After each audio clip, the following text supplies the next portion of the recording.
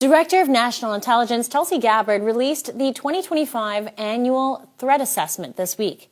As noted by Senator Tom Cotton, who chairs the Intelligence Committee, for the first time, the Annual Threat Assessment lists foreign illicit drug actors as the very first threat to our nation. In particular, Mexican-based cartels using industrial chemicals produced in China. This is in stark contrast to previous post-9/11 threat assessments in which al-Qaeda took a starring role. Our next guest was stunned to find not even a full page was devoted to the terror group.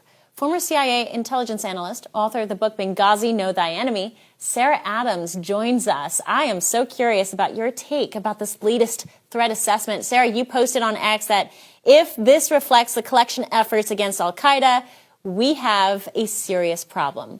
What do you mean? Yeah, well, actually, last year I rewrote the entire Al-Qaeda threat assessment from the DNI's report, but this year I didn't want to waste my time. But it's the same type of thing, right? It's almost like it's taboo in the community to even say the word Al-Qaeda, even when you're talking about fentanyl and the fentanyl pipelines. I mean, Al-Qaeda is using the fentanyl pipelines to move equipment to the United States, to move suicide bombers to the United States. Multiple terrorist groups are supporting those fentanyl pipelines, to include the Haqqani network. They're working with China to move precursors from Afghanistan here, and we just removed the head of the Haqqani network even from our target deck. So it's kind of strange, right? If that's your top priority, you need to talk about everybody contributing to that effort. So you say that they've not even dedicated a whole page to this, but there seems to be awareness that it is all mixed in with our southern border. What do you say to the assessment that this latest report may be reflective of, say, a changing national security landscape in which the actors who are in closer proximity, such as the cartels, have become a more formidable threat? Are you saying they should not be placed on a scale like this? Yeah, I don't think they should be placed on a scale. Also, you have to remember there's a lot more drug cartel members in the United States. They're easier to action, right? And you can action them in larger numbers. However, there's thousands of terrorists in the United States, right?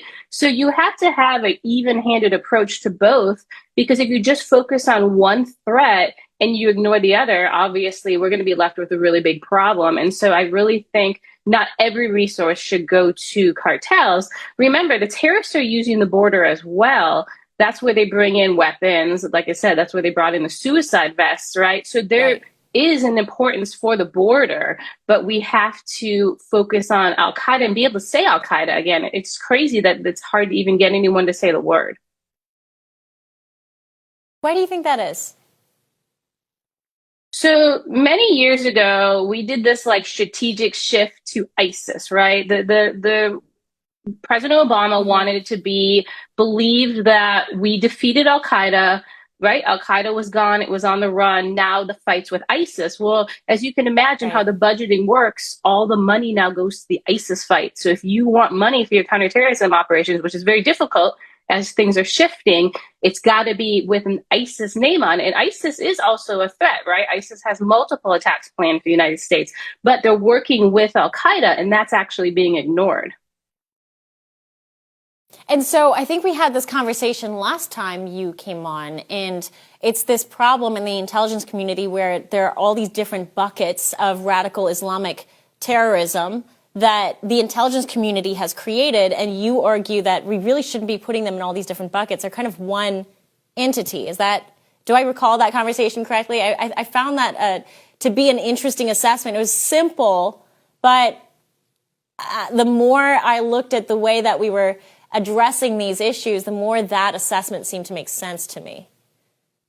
Yeah, and it's not just terrorism, right? So if we're talking about the border and you pick up a senior fentanyl trafficker, you need to ask him about supplies moved over the border for the terrorist groups, right? So we have to be meshing these things together. If these groups are working together, they benefit from each other, they're making revenues off of each other, right? We need to understand it in the way they're working together, and we don't right now. Okay, so when you say we don't, what was your reaction to the two hearings we watched on the Hill? We saw a hearing, an Intel Committee hearing on the Senate and the House side. What was your overall impression from it beyond just this reassessed kind of threat assessment landscape. Beyond that, what stood out to you in these hearings? Well, I found it interesting that, like, the new director of the FBI, right, Mr. Patel, said, "Hey, we're monitoring all the terrorist threats in the country." But then when you try to share information with them, or if any threat information comes out, the first thing FBI says is that's not credible. There isn't a threat. And they're doing that a lot with a lot of the ISIS reporting, right? So it's just a strange, well, are you collecting on the threats or are you not? And are you going to thwart the threats or are you not? Are you just going to monitor them? So I feel like there should have been some follow-up on that, because it was a little bit confusing to say we're monitoring all the terrorism threats. Well, you're not. Well, they seem to, the Director Patel seems to have a much more accentuated focus on radical Islam as a categorical, as something that is categorically different from the prior FBI director. So on the one hand, it seems like they're on the right track. You're just saying that there's different, the reaction within the agency right now is baffling to you? Yeah, because it's the fact that, thank heavens, he's moving back to Islamic terrorism, right? But to be saying you're collecting on all of it, and for him not to deal with the problems internal, right?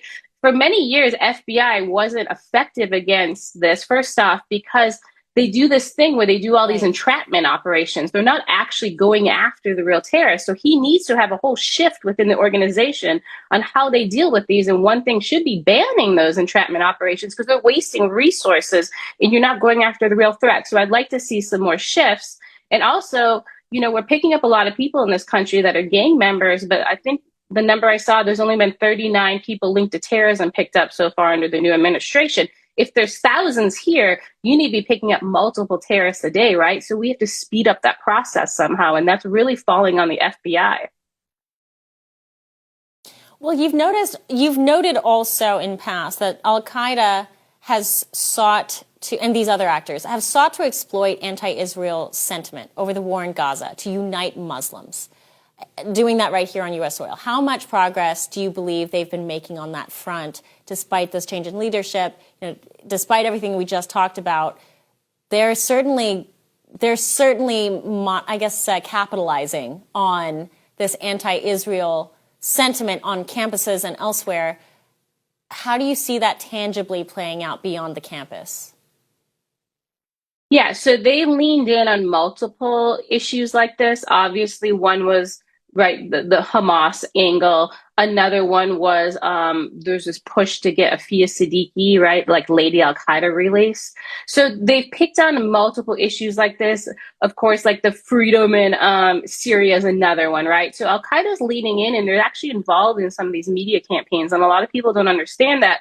Their point is to get sympathies here in the US. Obviously, those sympathies are going to help them in upcoming attacks. Now, it might not be like Israel, where locals actually participated in the attacks, but Al Qaeda is hoping protesters get in the way of first responders, and they warn people of law enforcement activities, right? We've seen a lot of people warning some of these illegals that ICE is coming. That's dangerous, right? Well, Al Qaeda wants the same thing from the public and ISIS to protect them for their upcoming operations. We need to understand the terrorists are working on a different playbook. Yeah, and I find, like, at the beginning of the segment, I find it very interesting that your take on saying that you can't talk about the border without also talking about these branches of terrorists. And that's not a topic that's in the common lexicon when you're discussing the southern border. Only if you talk to voices like yours or people who are actually down there will they share that it's not just the cartels. The cartels are also working in tandem with these groups. I want to shift gears a little bit, but not too far. You wrote a whole book on Benghazi. Obviously, that involves Hillary Clinton. And Hillary Clinton landed back on our radar, of course, because she weighed in on Signalgate. We're calling it Signalgate now. She weighed in on Signalgate, and she basically mocked it. She mocked the entire exchange that has since been published this week. Your thoughts on the story overall and Hillary Clinton kind of mocking this whole thing, mocking kind of I guess she's alluding to the fact that there's a little bit of carelessness here with what she says is or what she believes to be classified information. I find that to be rich coming out of Hillary Clinton, but I'm curious about your take. Same. I mean, I don't know how anyone still gives her a platform.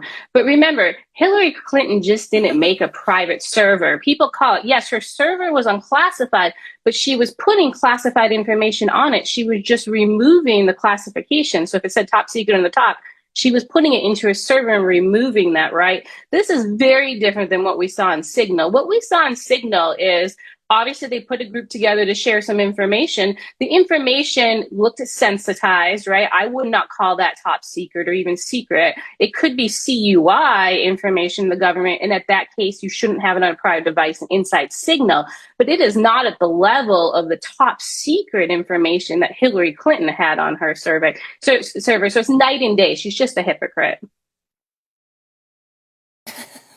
Well, I think that, I mean, the tweet she put out was careful. She was mocking it, laughing at it. But I think few people will, unless you've read your book or you have followed this story closely, people like Hillary Clinton have a very talented group of supporters who will help to whitewash history that way.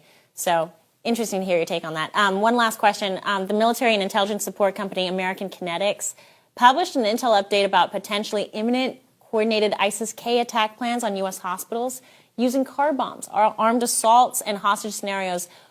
Can you elaborate on that? Is there anything to expand from what they've shared already? Yeah, so that threat originally came out from Command 11. It's basically a Pakistani intelligence private organization. So when I saw the threat for the first time, I called them up. Right? I know the CEO of the organization, and he was very forthcoming on his sourcing.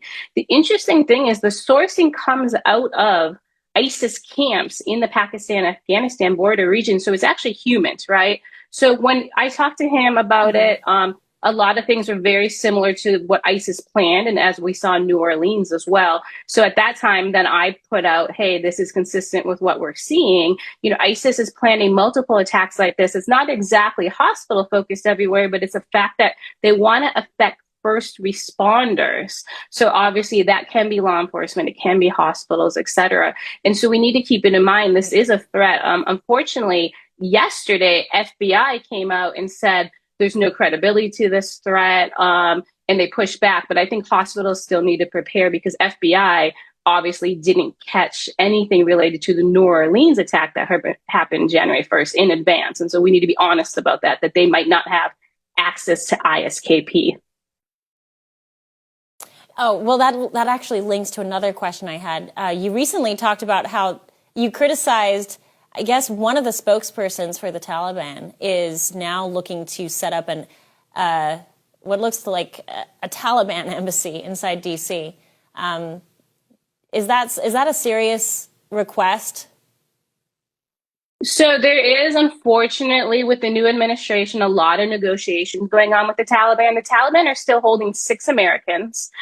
So there's a lot of discussions regarding money, right? We're offering maybe hundreds of millions to different terrorists in the Taliban to release them. But as you can imagine, when the Taliban asks is to open their embassy in DC. So unfortunately, this could happen. Obviously, I'd be completely against it. We should not allow terrorists to have an embassy in U.S. soil. But it is an honest thing the Taliban is asking for in the discussions with the new Trump administration negotiators.